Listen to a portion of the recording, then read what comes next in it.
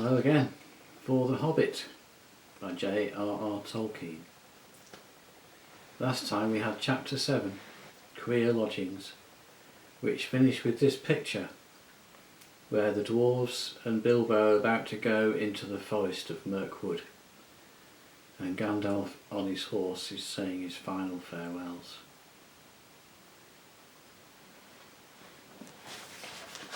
So then he galloped away and was soon lost to sight. "Oh, goodbye and go away," grunted the dwarfs, all the more angry because they were really filled with dismay at losing him. Now began the most dangerous part of the journey.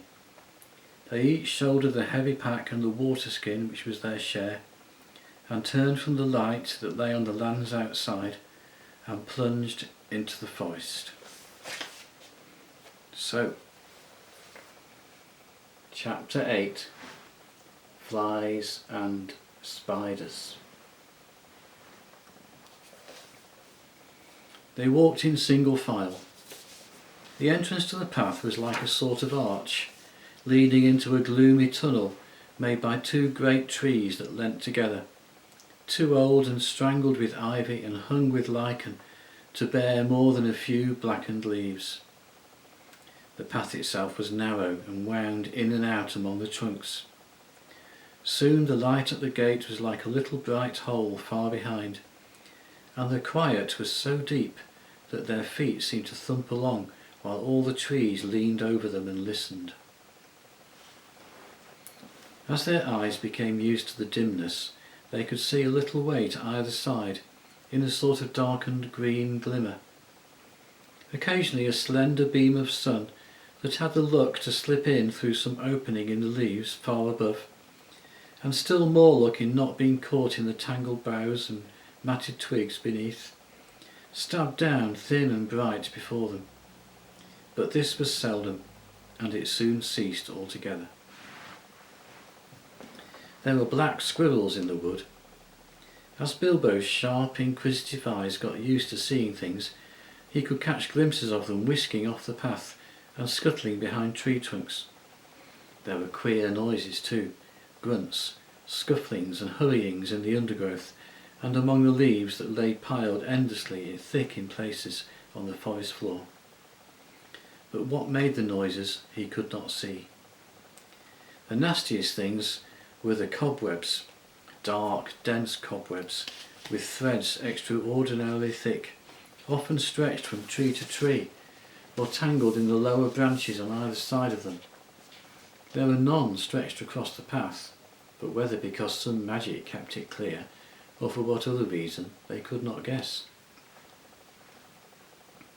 It was not long before they grew to hate the forest as heartily as they had hated the tunnels of the goblins, and it seemed to offer even less hope of any ending. But they had to go on and on, long after they were sick for a sight of the sun and of the sky, and longed for the feel of wind on their faces.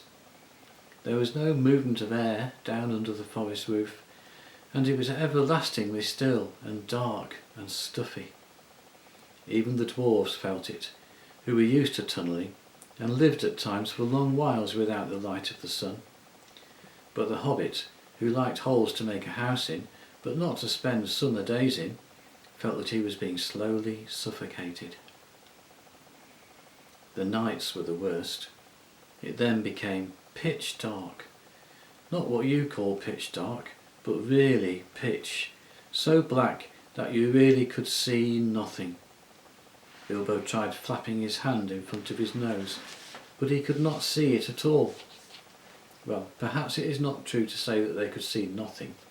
They could see eyes. They slept all closely huddled together and took it in turns to watch.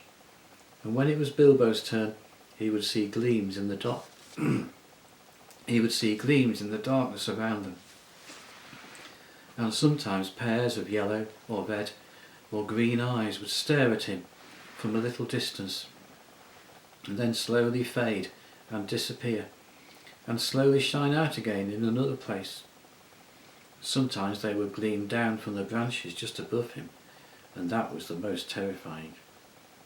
but the eyes that he liked the least were horrible, pale, bulbous sort of eyes. Insect eyes, he thought, not animal eyes, only they are much too big. Although it was not yet very cold, they tried lighting watchfires at night, but they soon gave that up.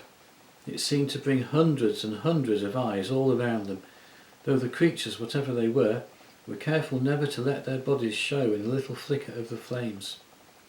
Worse still, it brought thousands of dark grey and black moths, some nearly as big as your hand, flapping and whirring round their ears. They could not stand that, nor the huge bats, black as a top hat either. So they gave up fires and sat at night and dozed in the enormous uncanny darkness. All this went on for what seemed to the Hobbit ages upon ages, and he was always hungry, for they were extremely careful with their provisions.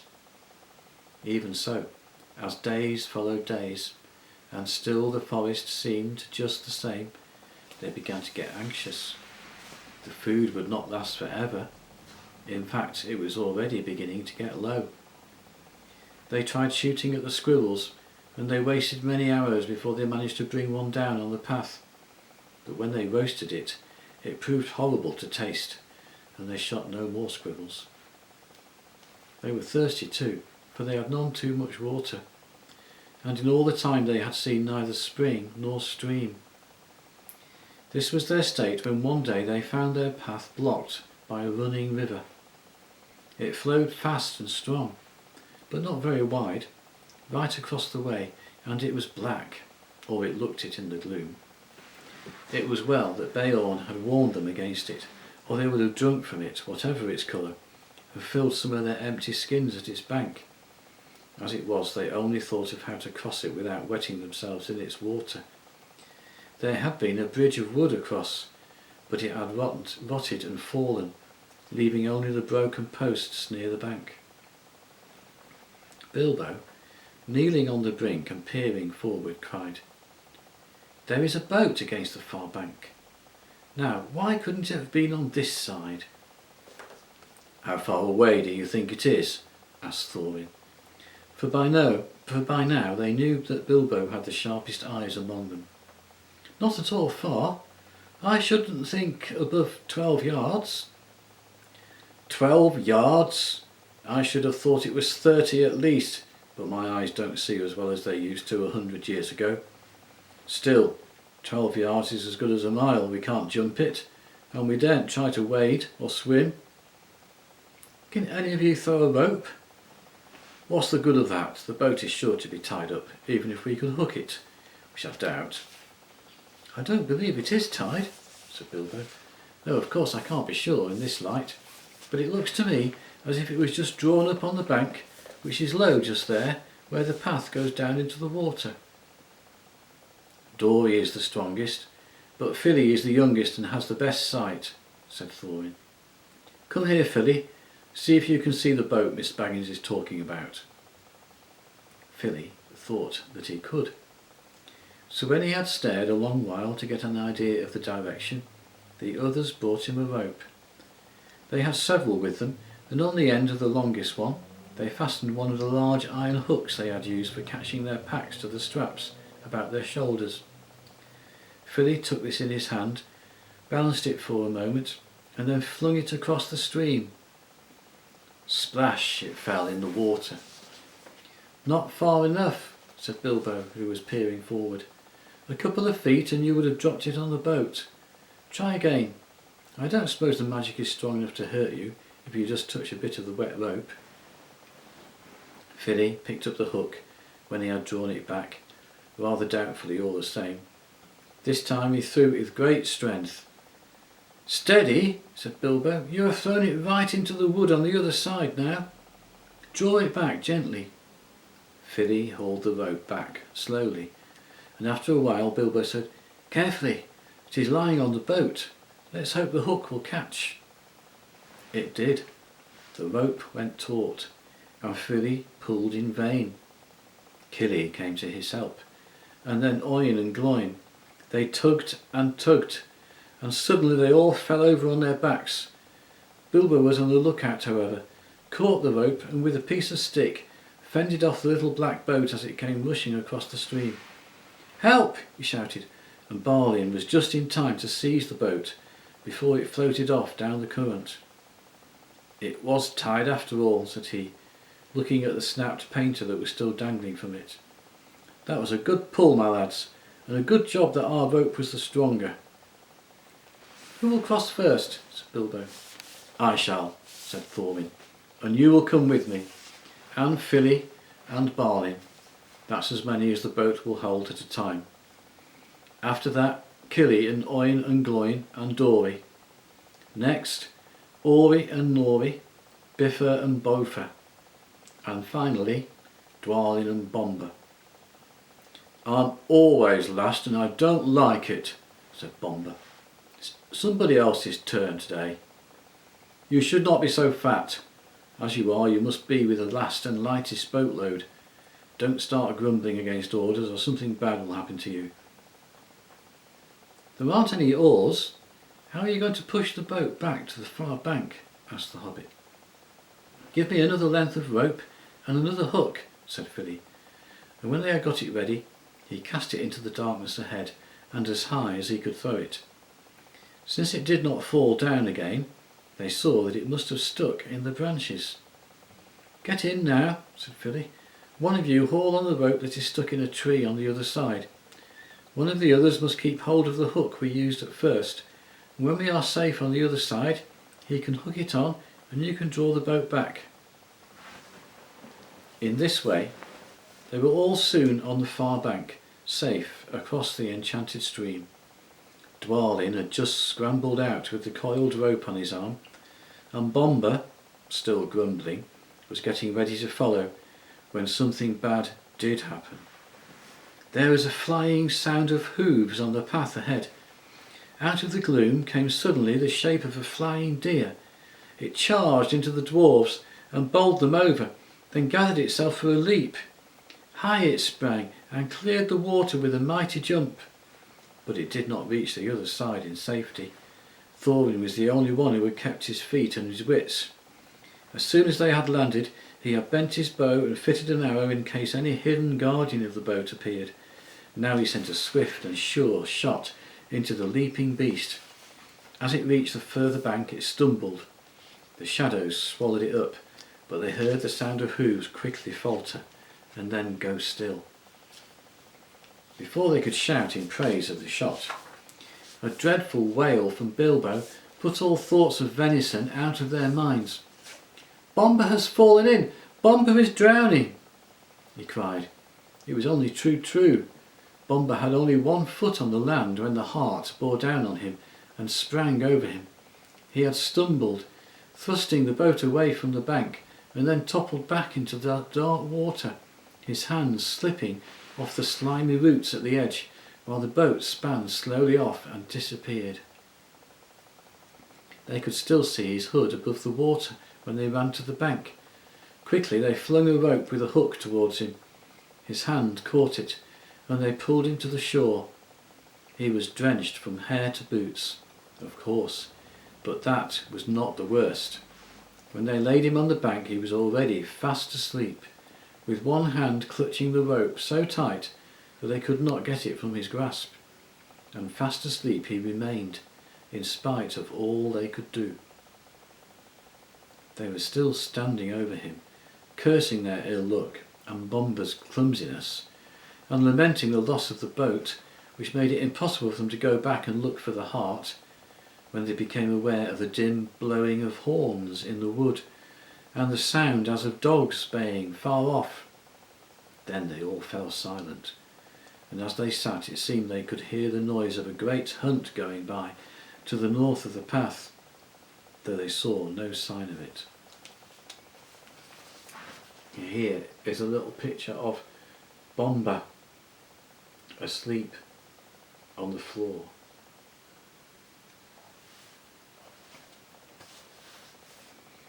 There they sat for a long while, did not dare to make a move. Bomba slept on with a smile on his fat face, as if he no longer cared for all the troubles that vexed them. Suddenly, on the path ahead, some white deer, a hind, and fawns as snowy white as the heart, had been dark. They glimmered in the shadows. Before Thorin could cry out, 3 of the dwarves had leapt to their feet and loosed off arrows from their bows. None seemed to find the mark. The deer turned and vanished in the trees, as silently as they had come, and in vain the dwarves shot their arrows after them. "Stop! Stop!" shouted Thorin, but it was too late. The excited dwarves had wasted their last arrows, and now the bows that Beorn had given them were useless. They were a gloomy party that night, and the gloom gathered still deeper on them in the following days. They had crossed the enchanted stream, but beyond it the path seemed to straggle on just as before, and in the forest they could see no change. Yet if they had known more about it, and considered the meaning of the hunt and the white deer that had appeared upon their path, they would have known that they were at last drawing towards the eastern edge, and would soon have come, if they could have kept up their courage and their hope, to thinner trees and places where the sunlight came again. But they did not know this, and they were burdened with the heavy body of Bomba, which they had to carry along with them as best they could, taking the wearisome task in turns of 4 each, while the others shared their packs. If these had not become all too light in the last few days, they would never have managed it. But a slumbering and smiling Bomba was a poor exchange for packs filled with food, however heavy. In a few days' time, a time came when there was practically nothing left to eat or to drink. Nothing wholesome could they see growing in the wood, only funguses and herbs with pale leaves and unpleasant smell. About 4 days from the enchanted stream, they came to a part where most of the trees were beeches. They were at first inclined to be cheered by the change, for here there was no undergrowth and the shadow was not so deep.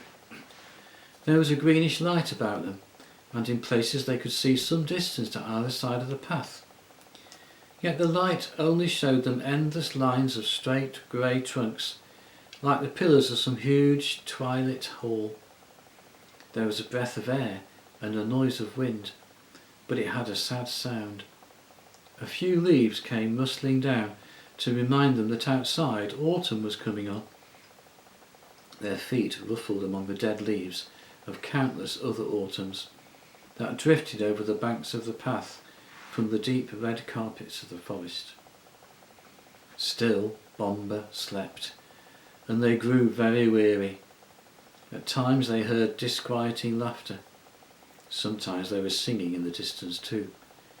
The laughter was the laughter of fair voices, not of goblins, and the singing was beautiful, but it sounded eerie and strange, and they were not comforted.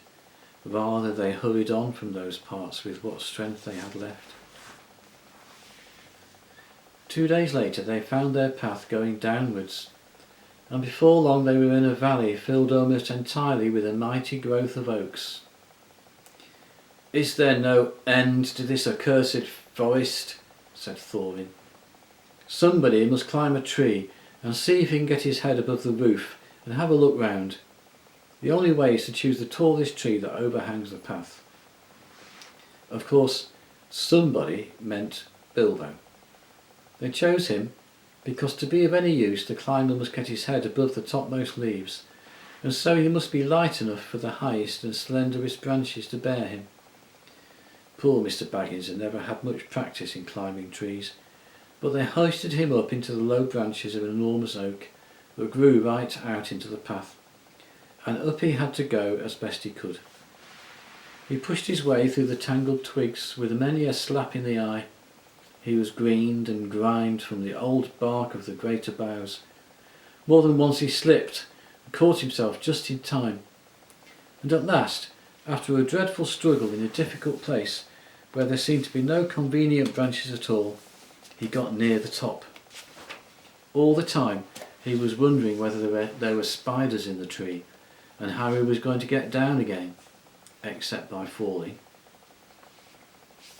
And here's a picture of Bilbo in the top of the tree in the middle of the forest.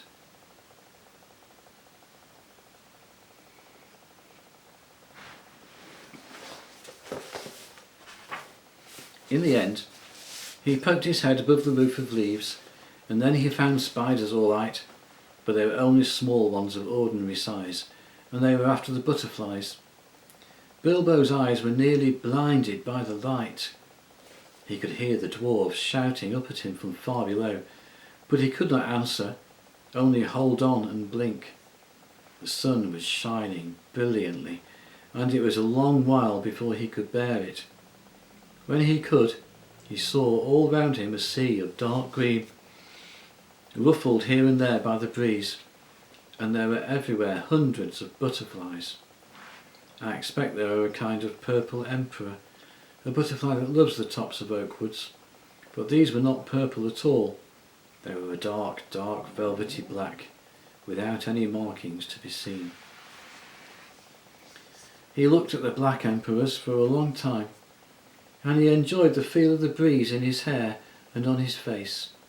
But at length the cries of the dwarves, who were now simply stamping with impatience down below, reminded him of his real business. It was no good. Gaze as much as he might, he could see no end to the trees and the leaves in any direction. His heart, that had been lightened by the sight of the sun and the feel of the wind, sank back into his toes. There was no food to go back to down below. Actually, as I have told you, they were not far off the edge of the forest, and if Bilbo had had the sense to see it, the tree that he had climbed, though it was tall in itself, was standing near the bottom of a wide valley, so that from its top the tree seemed to swell up all round like the edges of a great bowl, and he could not expect to see how far the forest lasted. Still he did not see this, and he climbed down full of despair. He got to the bottom again, scratched, hot and miserable, and he could not see anything in the gloom below when he got there. His report soon made the others as miserable as he was. The forest goes on for ever and ever and ever in all directions. Whatever shall we do? What is the use of sending a hobbit? He cried, as if it was his fault. They did not care twopence about the butterflies, and were only made more angry when he told them of the beautiful breeze, which they were too heavy to climb up and feel.